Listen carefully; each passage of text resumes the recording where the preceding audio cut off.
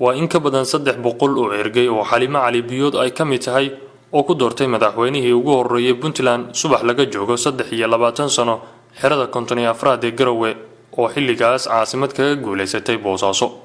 halkan ayay ku nooleed ilaa 98 iyo ka hor maalintaas waxa ay kala ahayd rajo maamulkii dhidibada loo taagayay. rajadan ka qabay waxay inaan kaga baxno dee burburka iyo siciirsiga 35 isbaara waxay dhex yaaleen Garowe iyo Boosaaso dhexdooda yaalay. Xalimo ergadii la xulay kuwii la doortay isimadii iyo dadkii Puntland ee waqtigaas ujeedo ayay u abuurteen ugana shaqeeyeen buddiga maamul goboladan ka hirgala in amnigii la dhiso in nidaam dawladeed oo cashuur qaada la asaaso hay'adihii dawliga ahaa in la istaajiyo oo laga baxo midatan tabaruca ku imanaysa sharciyada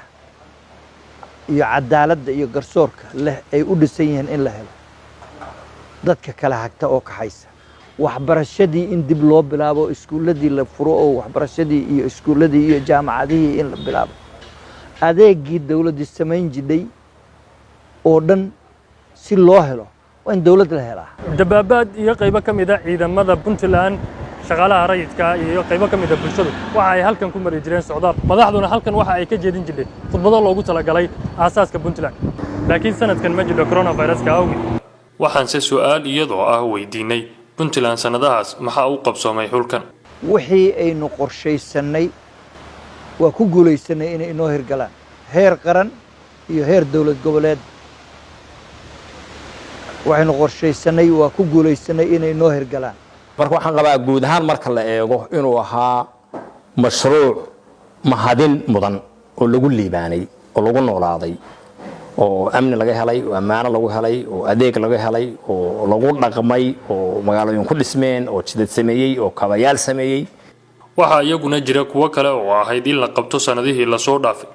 qaybtood qabyo ay yihiin iyo kuwa aan hirgelin waxa kamid ah xagga daadejinta maamulka iyo democratization-ka 23 sanaba Puntland waxay ku jirtay himilo ah qof iyo cod taladii wali waa kooban tahay inkastoo golayaal deegaan iyo waxa ay jiraan wax dadku soo doortay ma jiraan dadku ma soo doortaan golahooda deegaanka baarlamaankooda iyo madaxweynahooda midna waa la soo magacaabaa maxkamadda dastuuriga ahayd ma jirto maxkamadda sare ma dhamaystira garsoorku wuxuu ka mid yahay saddexda tiir ee dawladda midka ugu liita oo dhintay isaguna ka mid yahay jiilkii ku kacamay Puntland waxa ay ka sheeganayaan wanaag badan oo ay ka dhaxleen odayaashu halka ay bilowgii dhigeen waxaan ka mid ahay jiilkii burburkii dhashay Puntland ku kacamay wax ku bartay iyagoo aan maqal meel rasaasi ka dhacayso ubad ku dhalay ku shaqaystay ilaa maantana ka shaqaynaya alxamdulillaah rabbil caalamiin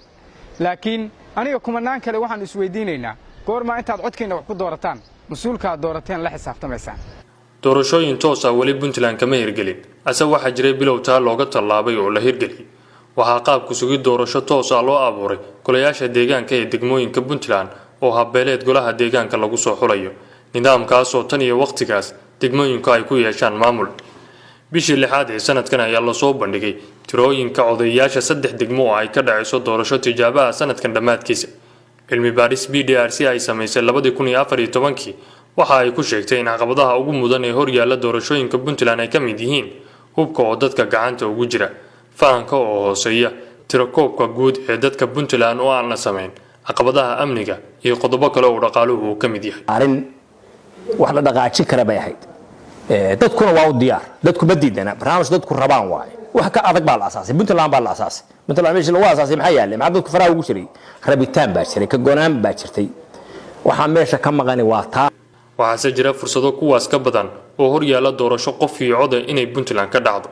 cilmi baaris kale oo 6 sano kadib ay sameysay hay'adda cilmi baarista Puntland ee BDRC waxa ay ku sheegtay inay jiraan fursado ay ka mid yihiin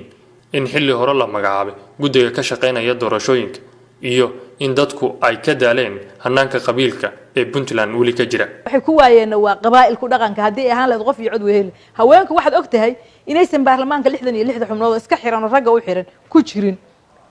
kuma jiraan markaan dhayo kuma jiraan qof